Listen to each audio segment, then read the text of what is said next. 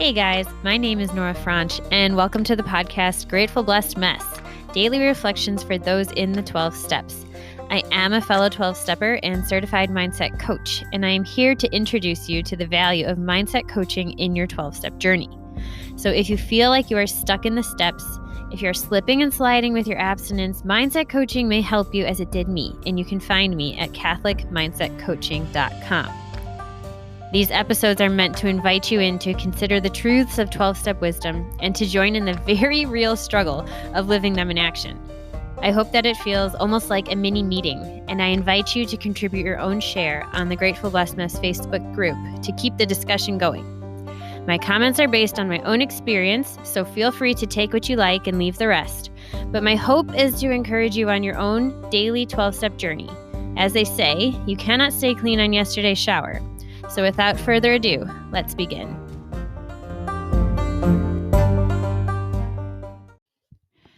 Hey guys, we're reading from Al-Anon's Courage to Change, page 187, the reading for July 5th. I think the word detachment is often misunderstood. For me, detachment is the freedom to own what is mine and to allow others to own what is theirs. This freedom allows me to keep my own identity and still love, care about, and identify with the feelings of others. In fact, I believe that the degree of our humanity can be measured by our ability to know another person's pain and joy. I have been practicing the principles of Al-Anon to the best of my abilities for a long time. But when someone in the fellowship shares about having a difficult time, I can go right back to day one. I no longer live with that type of emotional pain, but I can feel theirs. I can identify without needing to remove their pain. To me, that is an Al-Anon success story. Today, I don't have to like everything my alcoholic loved one says or does, and I don't have to change her, even when I think she's wrong. I continue to learn how to care without taking everything personally. Today's reminder: I can detach and still love, still feel. I can learn to take care of my own business while allowing others to tend to theirs. Today, I can detach without losing compassion. That's good. And the final quote by George Herbert: love your neighbor, yet pull not down your hedge. Reminds me of good fences make good neighbors, which sounds rude and mean. But it's all about boundaries and how actually devastating it is when we don't have boundaries around our identity, when we lose that space of knowing who we are and what our values are, in the name or for the sake of something that we think we value more, like harmony or not making someone else uncomfortable or not sticking out and not feeling different, whatever the reasons go on and on, whatever the reason may be for you.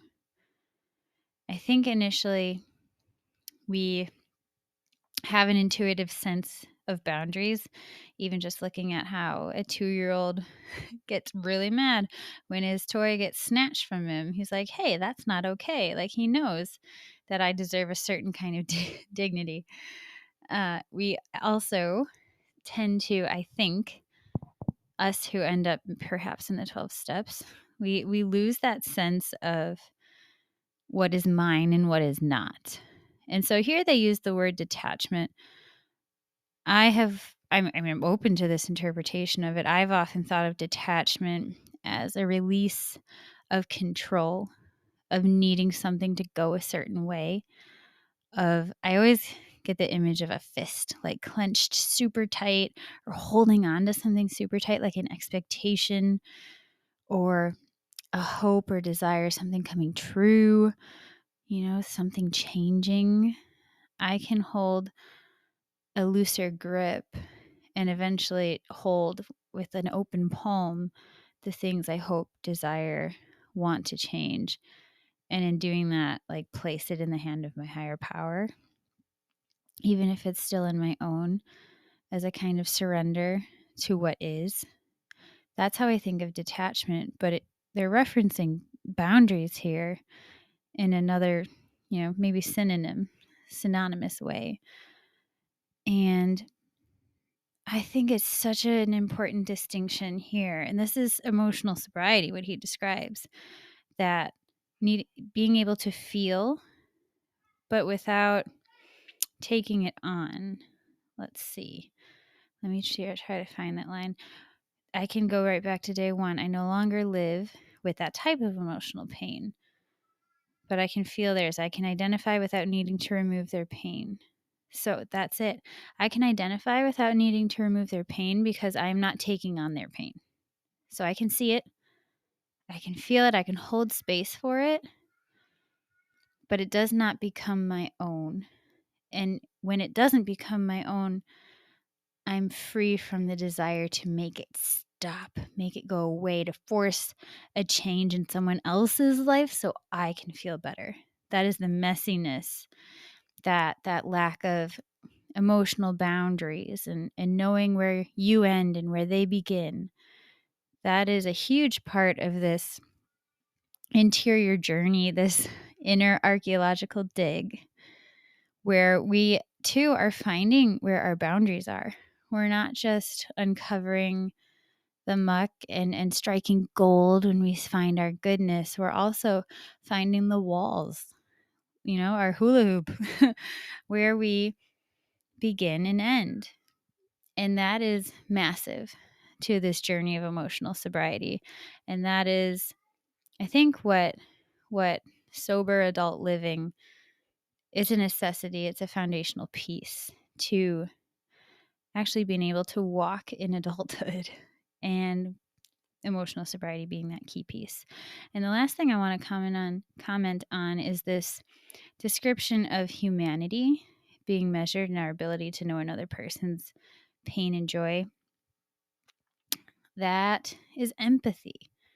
That is an incredibly human trait, but one that can be tricky because, like I talked about just before this, if we can know another person's pain, it can be very easy to slide into that person's pain becoming our own pain.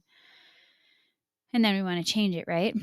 So what's so cool is that if we learn how to accept pain in ourselves, even, this is where it goes back. It's not about the other person. It's entirely about you. And chances are, if you can't stand the pain in another person, it's because when you yourself are experiencing pain, you cannot tolerate that either. And you go to change it. You go to numb it. You go to contort it and manipulate it and make it go away.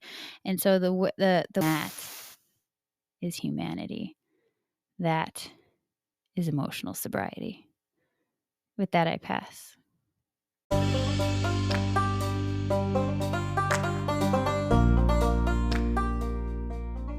Thank you so much for listening to today's episode. If you feel that mindset coaching could help you on your 12-step journey, please feel free to reach out and find me at catholicmindsetcoaching.com. This is not a replacement for 12-step work. This is something outside of the 12 steps. It is simply something that has a heart for the 12 steps and those who are in it. And so, welcome. If you are here, chances are you may also be a bit of a mess. And I hope that you can learn to find some gratitude in the blessings that have come from your messes.